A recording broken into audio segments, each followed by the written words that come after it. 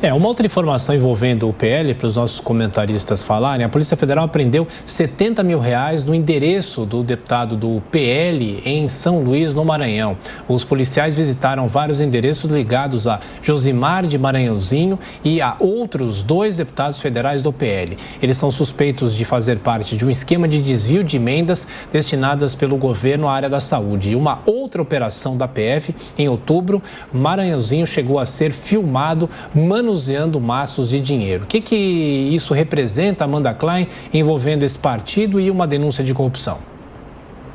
É muito ruim, né? É simbólico. A gente tem que lembrar aqui, de uma forma muito pragmática, que, aliás, foi o raciocínio do presidente Bolsonaro ao se aliar ao Centrão, que ele carrega também todo o simbolismo de casos de corrupção já investigados, e, inclusive o presidente Valdemar, condenado por corrupção no Mensalão, cumpriu pena também pelo Mensalão, e outros correligionários agora, no mínimo, né, esse desconforto de ter outros correligionários do mesmo partido investigados ou flagrados em casos de corrupção. É muito grave isso. Quer dizer que 3 deputados do PL que estão sendo investigados, acho que 2 do Maranhão e 1 do Sergipe, salvo engano, por desvio de emendas parlamentares. Eles tinham um esquema com as prefeituras de pequenas cidades, então eles destinavam as emendas parlamentares. Isso é o que aponta a investigação. Óbvio que tudo isso ainda precisa ser averiguado e julgado, mas eles desviavam supostamente essas verbas das emendas parlamentares. Parte dessas verbas tinham um combinado com a prefeitura,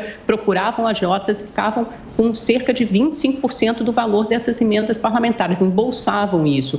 No ano passado, você teve aquele flagrante do deputado Maranhãozinho manipulando maços de dinheiro, milhares de reais. Isso certamente serão imagens a serem exploradas pela campanha. O presidente Bolsonaro vai precisar se explicar porque se aliou a um partido que ele tanto criticou na primeira fase da sua eleição em 2018, quando falava na moralização da política, na limpeza da política, na boa política, na nova política. Ele vai precisar se explicar porque se aliou aos velhos caciques do Centrão.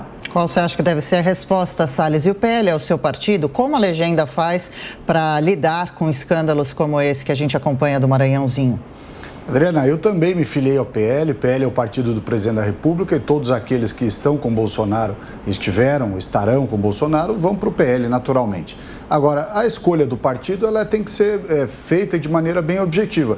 Todos os partidos, infelizmente, dadas as circunstâncias das legislações, da maneira pela qual se exercita o uso do dinheiro público e as questões no Brasil, todos os partidos têm tido problemas. Esse é um problema que, infelizmente, vem acompanhando. Se você escolher para o PSD, o próprio Kassab teve problemas, tanto que deixou a Casa Civil do governo Dória logo depois que começou o governo. Se você olhar o PTB, o Roberto Jefferson foi preso. Se você olhar o PP, é a mesma coisa. Se olhar, enfim, todos os partidos praticamente têm os mesmos problemas. A culpa não é do Bolsonaro. Bolsonaro está ingressando no PL agora. Se há algum caso de corrupção de fato a merecer punição, que seja punido. Aliás, essa foi uma tônica do governo do presidente Bolsonaro. Não houve nenhum caso de corrupção no governo.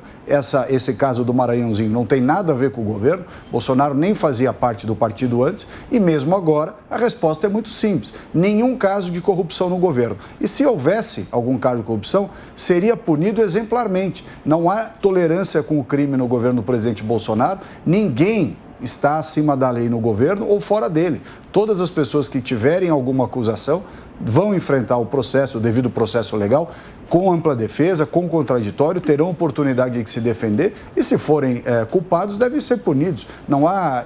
É completamente indistinta a aplicação da lei para todos os partidos e todos os seus membros. Agora são só um minutinho aqui. Oi, Amanda, vamos lá. Eu só ia rebater um minuto para dizer que essa explicação, nessa justificativa de que se filiou ao PL porque todos os partidos têm problemas, não é boa o suficiente.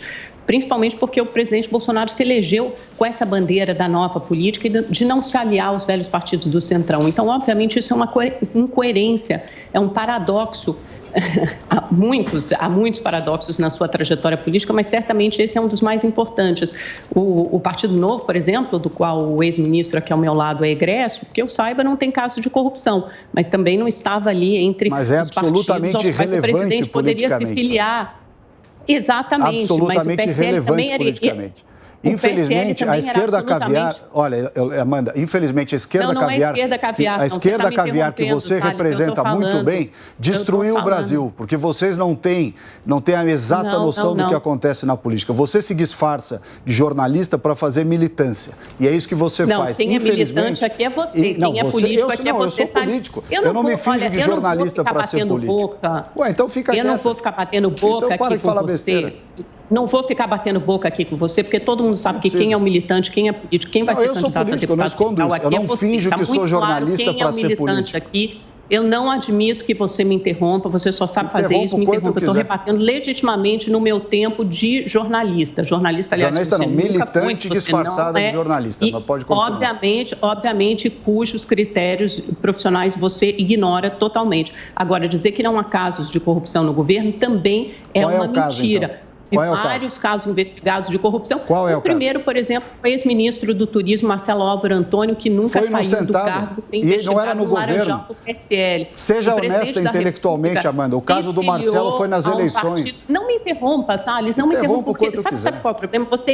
Você prejudica o entendimento dos ouvintes e telespectadores. Se a gente falar um pouco tá errado. Ninguém entende nada. Vira uma conversa de botequim. O que você está falando está errado. O Marcelo foi investigado por um item pré-campanha. O Marcelo foi investigado por uma questão pré-campanha. Foi uma questão de distribuição de recursos na campanha. Não tem nada a ver com o governo. Você também responde a inquéritos, né, Salles? Precisou se afastar do governo em função disso. Precisou sair pela porta do Ministério do Meio Ambiente. Certamente precisará dar explicações sobre isso durante a sua campanha, mas não se trata só disso. Vou dar tranquilamente, não teve absolutamente nada.